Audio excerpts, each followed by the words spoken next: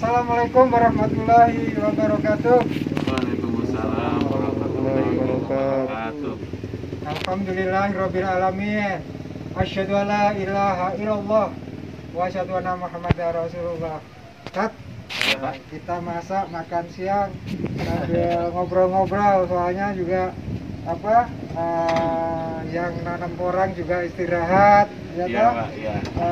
Dan kemudian yang panen kopi ini masih nunggu cerinya sampai di sini ya. Iya, Pak. Tat, gini Tat, kaum laki-laki itu memiliki tugas yang dibilang berat-berat, enggak. Ya, Kalau enggak berat itu sesuai keikhlasan gitu kan, Ya. yang berat pun enggak gitu ya.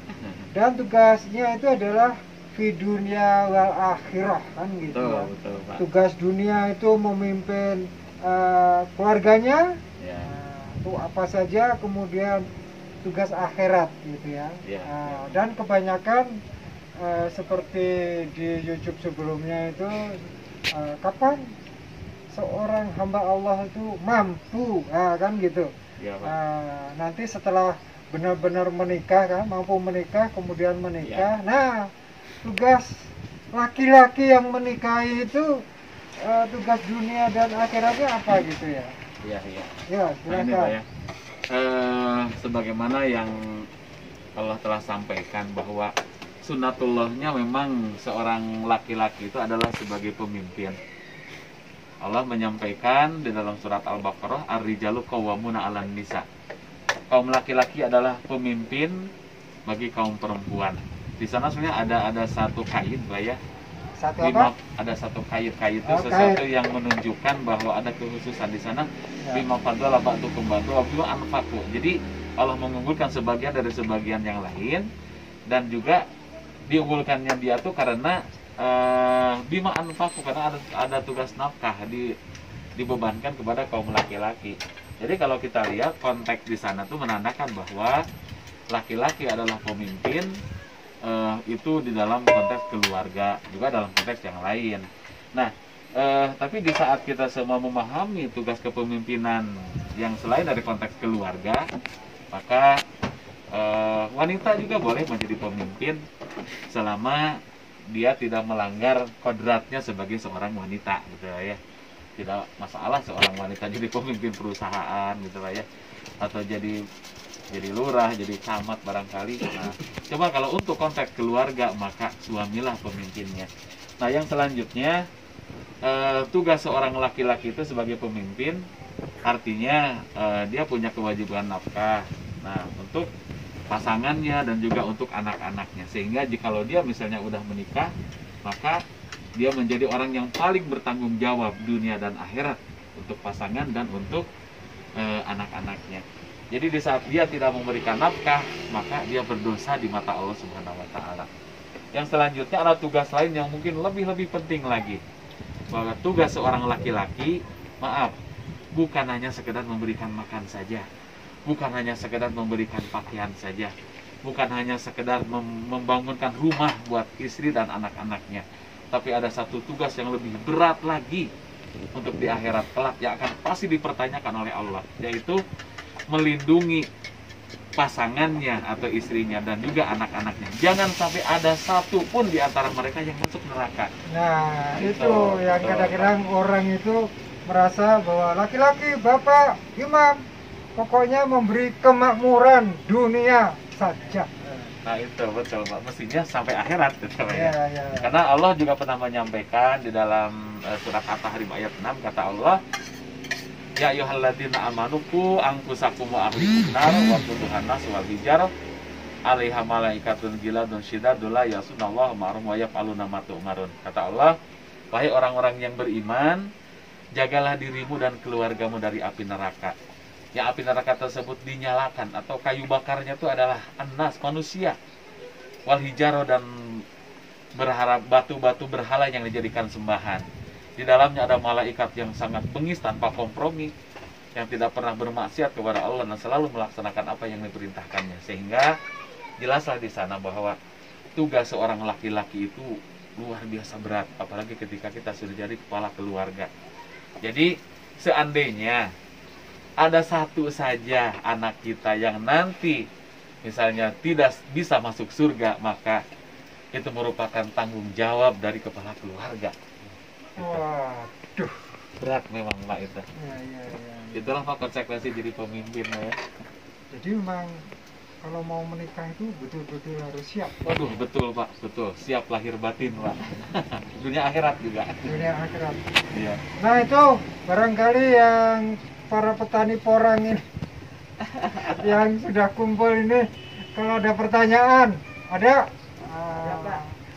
Silakan. Ini, nama Ya, siapa? Pak. Ini petani andalan ini. Ya, Assalamualaikum warahmatullahi wabarakatuh. Waalaikumsalam warahmatullahi wabarakatuh. Nama saya Dede Basri, Pak.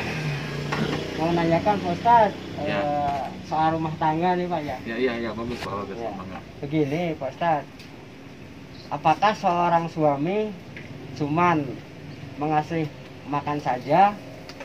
Apakah itu betul enggak? Sudah cukup Sudah gitu. cukup belum? Oh iya. Karena banyak orang kan gini, kan tugasku sudah beres kan gitu. Iya. Nah, sebetulnya kalau hanya segera memberi makan saja itu tidak cukup Pak ya. Karena tanggung jawab dari seorang suami itu banyak sebetulnya.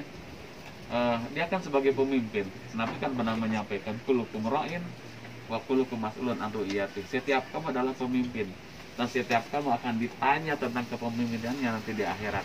Kita sebagai suami itu pemimpin Pak ya. Jadi kalau hanya sekedar memberikan makan siapapun bisa Pak ya.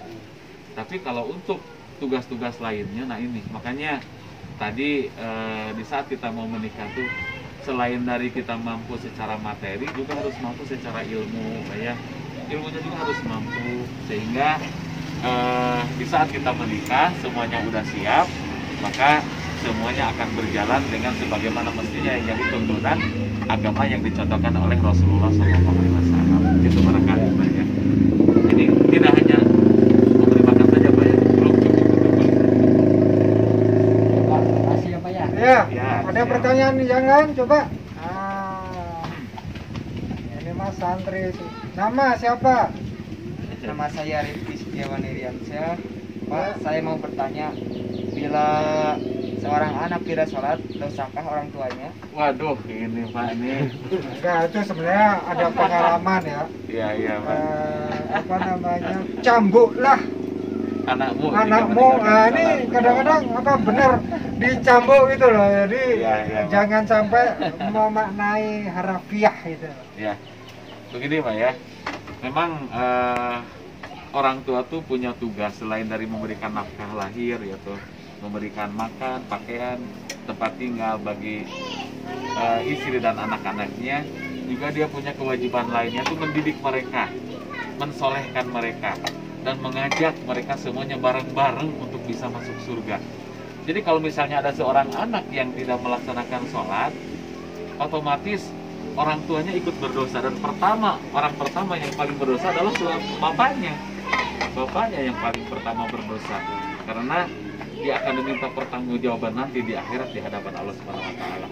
Nabi pernah menyampaikan di dalam suatu hadis, kata Nabi, muru auladakum bis shalah wa hum abna'u sab'i sinin wadribuhum 'alaiha wa hum abna'u asrin wa fariqu fil madoji'i, kata Nabi. Yang artinya ajarkanlah anak-anakmu sholat di saat dia berusia 7 tahun, dan boleh engkau memukulnya karena dia meninggalkan sholat di saat usianya 10 tahun ya. Dan pisahkanlah dari tempat tidurmu. Memukulnya itu memukul bagaimana? Nah ini Pak, bagus. Jadi bukan karena di hadis dikatakan boleh memukul, dipukul aja pakai apa gitu ya, pakai senjata tajam, jangan ya. Karena di sini Nabi menyampaikan memukul itu artinya memukul yang sifatnya edukasi gitu Pak ya. Jadi pukulan yang sifatnya mendidik. Makanya di dalam kitab Ta'limu Ta'lim disampaikan memukul yang boleh itu adalah memukul yang goiru mubarrohin, pukulan yang tidak menimbulkan cedera gitu Pak ya. Misalnya dengan sapu lidi atau apa gitu Pak ya. Hanya sekedar ya pendidikan lah gitu, bukan berarti memukul dengan kata-kata dulu kan ya. Betul, menasihati berarti Pak ya, memukul dengan kata-kata. Karena ini terus terang ya, banyak yang salah jalan di sini. Iya, Pak. Jadi istilahnya dengan mendapat pahala dipukul beneran sampai nangis sampai harus jerah kan gitu ya. Iya, iya, Pak. Tapi akhirnya akibatnya sang anak itu membekas. Oh Dendam ya. ternyata pahala itu kok menyakitkan. Nah Ya, ini ya, ini. Jadi harus jangan sampai menimbulkan apa namanya. Soalnya gini, anak yang membekas, perlakuan orang tua yang membekas ketika masih kecil itu akan terbawa gitu loh. Iya, iya, betul, Akan Pak. terbawa ketika Udah dewasa gitu Iya, loh. iya. Dan nanti juga akan jadi cermin.